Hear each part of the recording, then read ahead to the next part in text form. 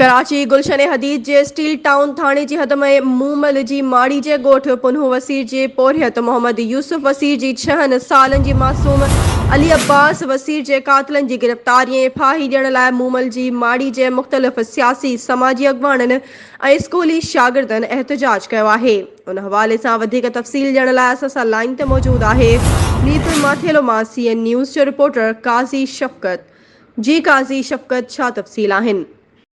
जी बिल्कुल अव्हांखे ॿुधाईंदो हलां या कराची जे गुलशन हदीद जे स्पेशल टाउन जे हद में मूमल माड़ी जे ॻोठ पुनू वसीर जे पोरियत मोहम्मद यूसुफ वसीर जे 6 सालन जे मासूम अली अब्बास वसीर जे कातिलनि जी गिरफ़्तारी ऐं फाही ॾियण लाइ मूमल जी माड़ी खां मुख़्तलिफ़ सियासी समाजी अॻवाननि स्कूल जे शागिर्दनि सां गॾिजी मासूम ॿार जे वारसनि सां प्रेस क्लब खां भिटाई चौक ताईं एहतजाजी रैली कढी वई। कातिलनि खे गिरफ़्तार करे फाही ॾियण जा ज़ोरदार नारा लगाया विया। उन मौक़े ते एहतजाजनि अदबी फोरम जे